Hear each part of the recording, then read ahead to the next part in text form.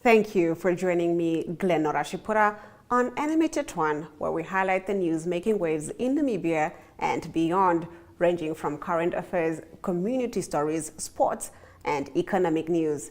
Coming up in this broadcast, water shortage in Okahandja's settlements becomes critical. Registered to vote, Venaani tells voters, and Zambezi residents want Caprivi name back. Do stay tuned for these stories and more on NMH at 1.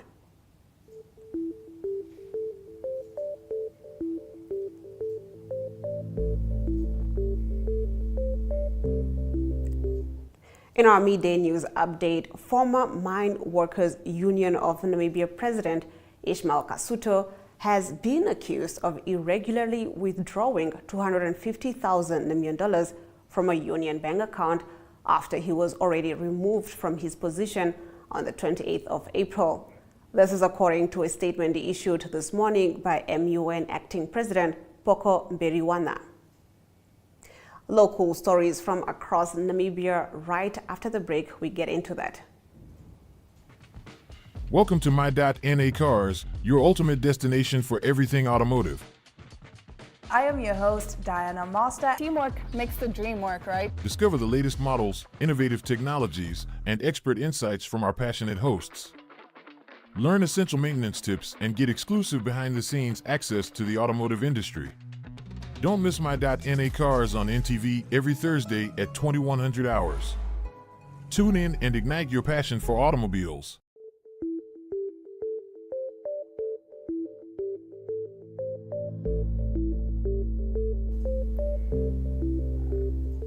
We now take a look at our local stories from across Namibia in our visual news segment, starting off with Ongos Valley Development and Letšego Namibia signing a partnership yesterday, cementing an agreement centered around not only providing financing for mortgages for housing solutions. Rent to Own Namibia CEO Inocencio Wade and Letšego Namibia CEO Esther Kali both highlighted the significance of the signing agreement entered into. Let's take a look.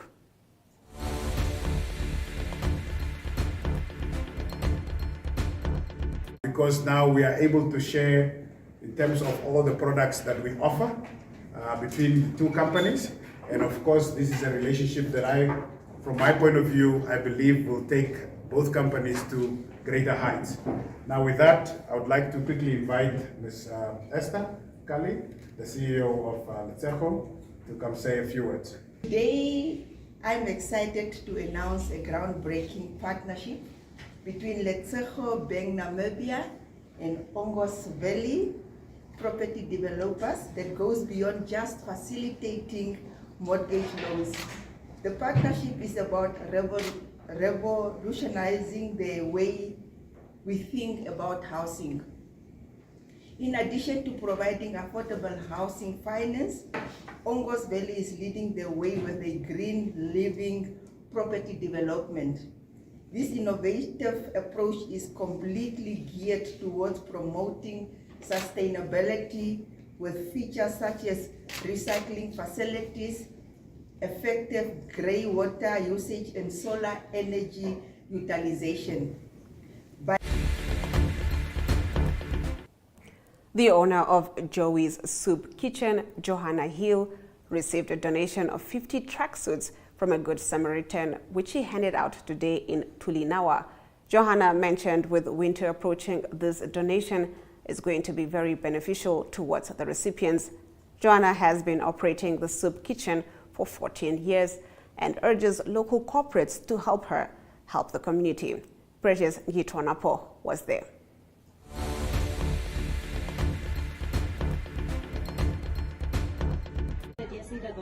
Mijn naam is Johanna Hill. Ik heb de soapkombuis en de naam van de soapkombuis is Joey's Soup Kitchen in Tulinawa, Swakopmond. En ik is vandaag hier zo, samen met jullie. Ik geef elke dinsdag en donderdag sop met brood op pad ontzeet. En al vandaag gee ek vir hierdie kindertjies iemand 'n barmhartige Samaritaan met vir ons geples met 50 sweetpakke. en ons wil dit vandag vir die kindertjies gee, vir die koue, want Swakopmund is 'n koue plek. En ons sê baie dankie vir die sponsor, 'n barmhartige Samaritaan wat nie wil hê sy naam moet gemention word nie, maar ons sê baie dankie vir die Here dat die mense hulle name al hulle se geld kan uitgee vir die mense wat dit nodig het.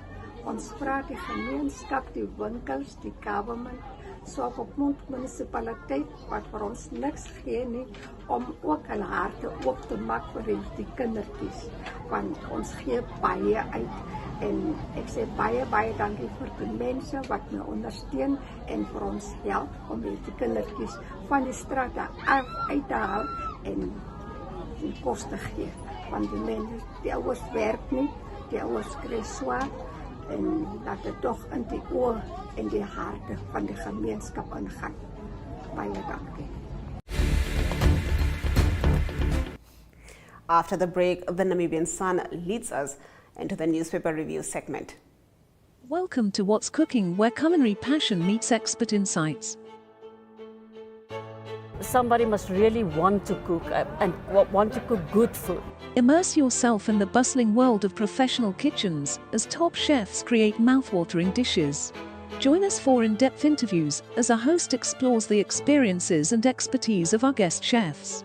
Don't miss out. Tune in to What's Cooking on NTV every Friday at 2100 hours and let the culinary adventure begin.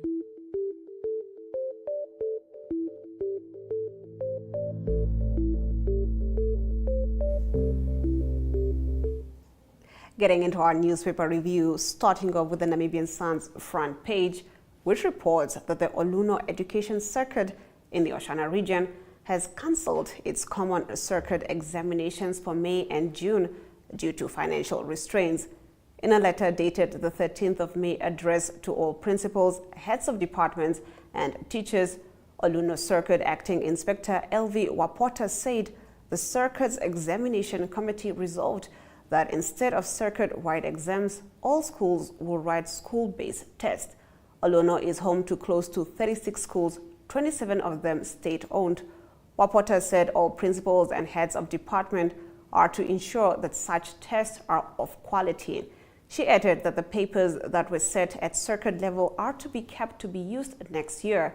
All schools are expected to give progress reports to the parents at the end of the semester. Schools are advised to ensure maximum time is used for teaching and learning, she said. Wapota further stated the tests will make up for the cancelled exams. On page 3, Menzies Aviation, Namibia's year-long battle against the Namibia Airports Company and Paragon Investment Holdings reached another impasse when the Supreme Court rejected its most recent attempt to resume ground handling services at the Hosea Kutako International Airport. Last year, the NAC succeeded in obtaining an eviction order which forced Menzies to vacate the airport. The ground handling services were awarded to Paragon and Menzies was disqualified from the tender process. The court found that Menzies' contract for the provision of ground handling services had lapsed and that it had no right to occupy the airport. After several delays and court proceedings, Paragon took over the ground handling services in August 2023. On the front page of the Republican, residents of certain informal settlements at Okahandja have been without water for the past 2 to 3 weeks, causing considerable distress and hardship in the community. The ongoing water shortage in these areas forces residents to walk long distances to a communal tap near the Samaritan network, where they have to wait up to 7 hours in long queues for water. The informal settlements include Samstan, Vergenoeg, Promised Land, and Ekunde. A resident of Samstan who prefers to remain anonymous aired his frustrations about the situation and described it as totally unacceptable. Another resident expressed his dissatisfaction and questioned the efforts of the authorities. "I don't know what they do. Do they walk or not? Or do they just drive around?" The lack of communal water from communal taps has aggravated the daily struggle of the residents, as many residents rely on the sources for their basic needs. The situation reflects the larger issue of water scarcity in Namibia, which poses an ongoing challenge for many communities. The chief executive of the Okahandja municipality, Alphonse Chitombo, promised that the matter would be addressed as soon as possible. On page 3, while the government announced the construction of a new district hospital in Windhoek, similar projects initiated about 10 years ago in the Kavango West, Oshadonjipa and Oshana regions have turned into white elephants. This despite close to $10 million in taxpayer money having already been spent on these projects. Less than a month before the 2014 general election, former President Hifikepunye Pohamba laid the ceremonial first brick of a state-of-the-art referral hospital in Unkerenkuru in the Kavango West. This project was aimed at addressing the health woes faced in the Kavango regions, where access to healthcare services continue to elude many. To date, the only evidence on site is a huge plot of land that was fenced off at a cost of over $6 million. Namibian Sun has reported on how the fence has since been vandalized. Millions were also spent on feasibility studies for this project. On the Allgemeine Zeitung's front page, it reports cooking on the African continent is to become clean by 2030. Schleitwein says the need to modernize water infrastructure, sanitation systems, and residential areas. The financing should not be to Africa's disadvantage. At the Clean Cooking Summit in Africa in Paris, Agriculture Minister Karl Schleitwein acknowledged the importance of sustainable cooking technologies to preserve the environment. In his address, he recalled that Namibia, as a regional energy hub in Southern Africa, significant oil and gas reserves make Namibia potentially the third largest oil producer on the African continent. Namibia's hydrogen potential is a global pioneer, and Namibia has enormous uranium deposits. According to Schleitwein, Namibia's sustainable future is therefore primarily dependent on how energy resources are managed. On page 3 of the Allgemeine Zeitung is attempting to an officer of the Namibian Secret Service which received double salaries for over 2 years. The Supreme Court has now reversed a High Court decision that had reinstated the officer to his NCIS duties. The government successfully appealed against a High Court ruling that ordered the reappointment of the Namibian National Intelligence Service training officer. The High Court had overturned the dismissal of Emmanuel Kalinawa Shivute from the NCIS in 2018 and ordered that he be reinstated to the position he previously held. Now, according to a Supreme Court ruling on Tuesday, the High Court's decision was overturned because there is no legal basis for ordering Shivute's reinstatement. On the other side of the break, we continue with our newspaper review. Welcome to Namibia, where adventure meets tranquility. With Enjoy, you have access to a wide range of accommodations to suit every traveler's taste and budget. Experience the finest dining and hospitality Namibia has to offer. Booking your dream accommodation is just a few clicks away with Enjoy. Join thousands of happy travelers who have trusted Enjoy for their Namibian getaway. Your gateway to unforgettable Namibian adventures.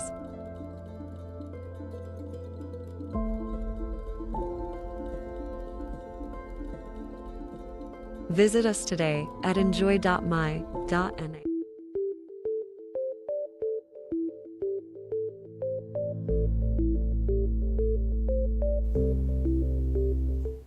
Still with our newspaper review, the Namibian's front page reports that some traditional leaders and residents of the Zambezi region want the borderline with the Kavango regions reinstated and call for the name of the region to revert to Caprivi. They raised their concerns at the regional public consultations by the 5th Boundaries Delimitation and Demarcation Commission earlier this week, citing a lack of consultation when the name of the region was changed in 2013. They said they want the region's name to be changed back to Caprivi as a matter of cultural identity. Speaking at the same consultation, Zambezi Regional Governor Laurent Samupofo said he is in support of the residents' demands to shift the border between the Zambezi and Kavango East regions and that it should be moved back to the Mukuvi area. Residents said traditionally the boundary between the two regions was at Mukuvi village. However, it was moved to Divintu and in 2013 moved to Sheto by the previous Delimitation and Demarcation Commission. On page 3, Commerce Regional Director of Education, Arts and Culture, Paulus Ngikembwa, says schools are not allowed to sell application forms for more than 10 Namibian dollars. He says the selling of application forms for 50 Namibian dollars goes against a directive by the ministry. We had sent out a directive that says the schools can only ask a maximum of 10 Namibian dollars. He says, adding that in 2023, the ministries warned schools against charging parents for applications, saying admission should not be turned into a money-making scheme. Education Ministry Deputy Executive Director Eda Bon yesterday confirmed the commencement of application for grades 1 and 8 for 2025 from 15th of May to the 14th of June 2024. The beginning of the 2024 school year saw parents flock to schools in attempts to seek placement for their children. Executive Director of Education, Arts and Culture Sanet Steenkamp, in the beginning of the 2024 school year, said the ministry concluded the construction of 537 classrooms and 77 sanitary stations over a period of 5 months for the 2023-2024 financial year, which cost 225 million Namibian dollars. However, the question that remains is, will this be enough to cater to the growing number of children that need school placements? Parents were lined up outside Auburn Primary School yesterday morning in the hope of securing a spot for their child in 2025. The New Era's lead story reports that for too long, Namibia has harbored the desire to become an indispensable logistics hub for Southern Africa. To enhance this ambition, President Nangolo Mbumba said Namibia is now developing an ammonia bunkering hub and a green hydrogen-powered train to decarbonize shipping and long-haul logistic routes. This, the president noted, would ensure good and commodities transported via the local port infrastructure minimize harmful emissions. On page 3, in a grassroots effort to increase voter participation, Venaani, the leader of the Namibia's official opposition, is going door to door across the country to urge citizens to register to vote in the national elections scheduled for the November 2024. Now, amid the increased political activities, he told Nampa on Wednesday that he is actively engaging and highlighting the importance of voting in shaping the future of the nation. The leader of the Popular Democratic Movement has been conducting meet and greet activities in regions across the country. This week, he visited villages in the Oshikoto region, which will be followed by similar visits in the Okahandja region. Venaani last month visited areas in Karas. Communities must directly engage leaders on the ground. We are doing it to mobilize people to register because we realize that most of the time opposition parties are losing ground because when less and less people go to the polls, the benefit goes to the ruling party. We realized that mistake for a number of years, that we don't galvanize voter registration as a key tool. This time around, we are doing it on the ground, he said. The Electoral Commission of Namibia has announced it will conduct the general registration of voters from the 3rd of June to the 1st of August 2024. Moving over to the Market Watch, which reports that the Organization of Petroleum Export Countries is not relenting in its efforts to woo Namibia, with its Secretary General Haitam Al-Gayis saying they are still keen to see Namibia develop its recent oil discoveries. Al-Gayis made the comments in a recent statement, listing new jurisdictions such as Namibia, Senegal, and Mauritania.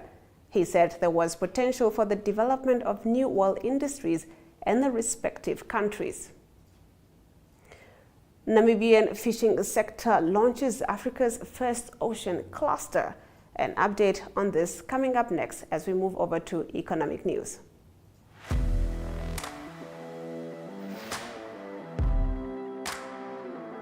Hello and welcome to today's Sports Rep Show. I am your host, Jesse Jackson Kauraifa.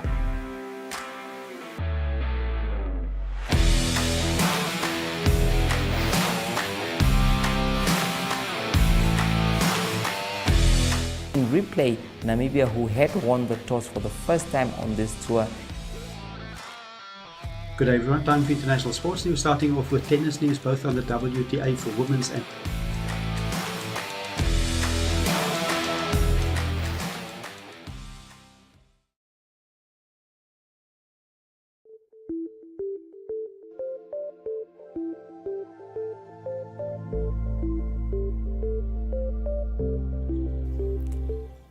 Getting into our economic news, the Namibia Ocean Cluster was launched on the 26th of April as a legally registered non-profit entity in Namibia.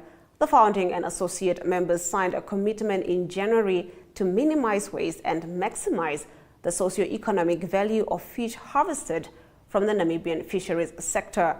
In 2021, approximately 23.8 million tons of aquatic foods were lost or wasted, representing 14.8% of total aquatic food produced that year globally.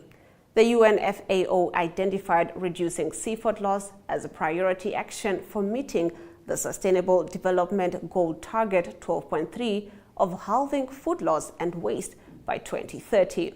The long-term impact of industry shifting to circular economic models will result in increased food production and nutrition security, increases in local employment, and a more efficient use of marine resources, contributing to several global environmental and social goals.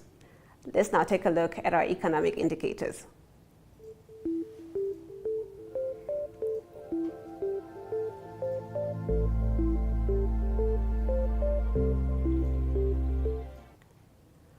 The Namibian dollar trades against the British pound at 23.03, against the euro at 19.79, to Namibian dollars and 52 cents gets you one Chinese yuan. On the Namibia Stock Exchange, Namibia Breweries Limited went up at 0.03%. Lechaho Holdings Namibia Limited also went up at 2.50%. while First Rand Namibia Limited went down at 0.50%. On the commodities market, gold and Brent crude oil went down, while platinum and copper went up. Brent crude oil trading at 0.54%, going for $82 and 82 cents per barrel. Overall index went down at 0.05%, while the local index went up at 0.12%. On the other side of the break, we take a look at our news from Africa. Are you tired of just hanging around at home while waiting for something to do? Check out eticket.diary.my.na for what's hot on the social scene across the country. Or if you're arranging an event you'd like us to feature, contact Jareen at we.com.na. We can sell your tickets too.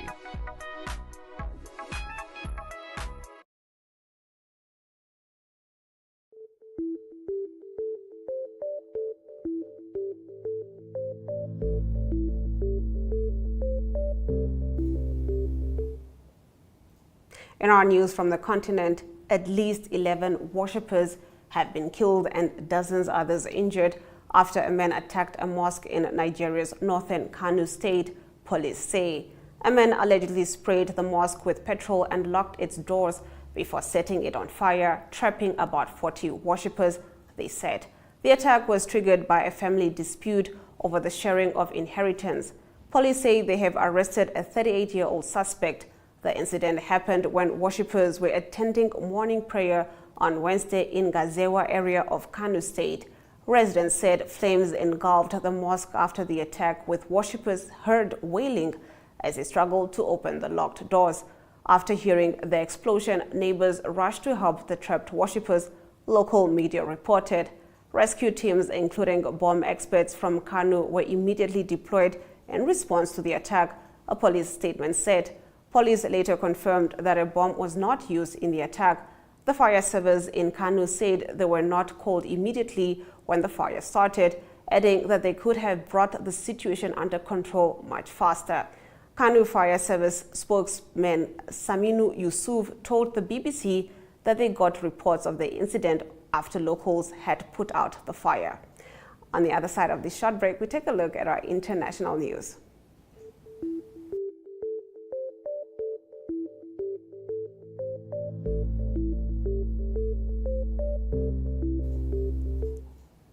Slovakia's Prime Minister Robert Fico was in a very serious but stable condition on Thursday, a hospital official said, after he was shot 5 times in an assassination attempt that has laid bare deep political division in the country. The shooting was the first major assassination attempt on a European political leader for more than 20 years and spurred international condemnation, with political analysts and lawmakers saying it was indicative of an increasingly febrile and polarized political climate across the continent.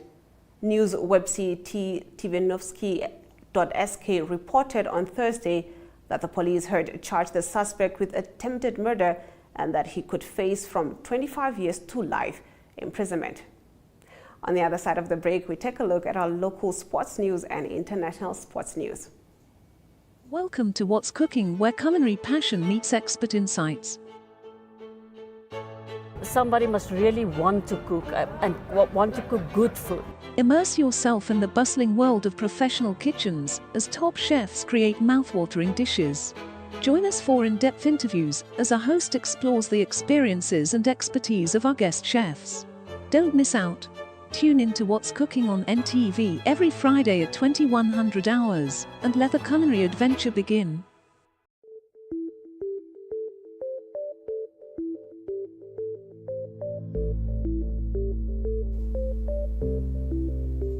In our local sports news, MTC Salute Boxing Academy promoter Kiriata Kamanya is optimistic that their boxing event slated for Saturday night in Windhoek will yield great value to spectators as well as the desired results for his fighters. The promoter believes his unbeaten prospect Abe Chikongo will doom his opponent Alpheus Shanika, nicknamed Mosquito. In our next story, the Namibia Rugby Union yesterday announced that the national training squad will have a warm-up friendly against South Africa's Blue Bulls on Saturday, the 29th of June, 2 weeks before the home test against Portugal on the 13th of July, with both games scheduled to take place at the Hage Geingob Stadium.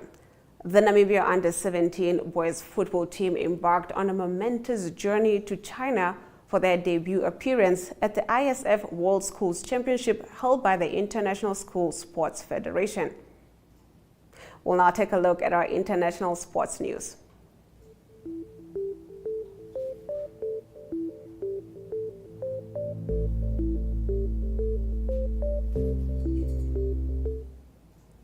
Amad Diallo scored his first Premier League goal and assisted on another to power Manchester United to a 3-2 victory over Newcastle United on Wednesday at Old Trafford in a battle between teams fighting for a European berth next season.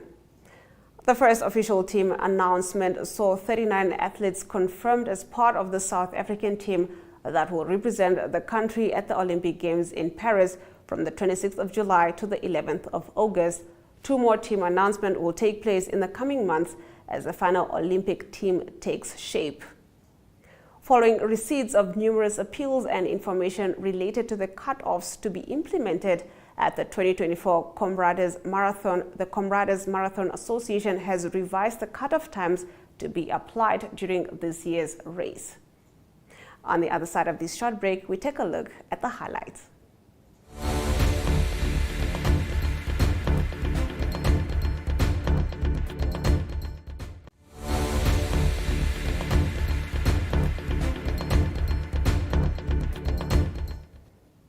Let's take a look at the news highlights from today's broadcast.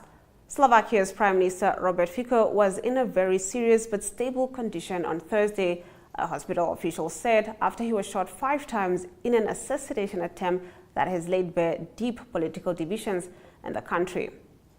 The Namibia Rugby Union yesterday announced that the national training squad will have a friendly warm-up against South Africa's Blue Bulls on Saturday, the 29th of June, 2 weeks before the home test against Portugal on the 13th of July, with both games scheduled to take place at the Hage Geingob Stadium.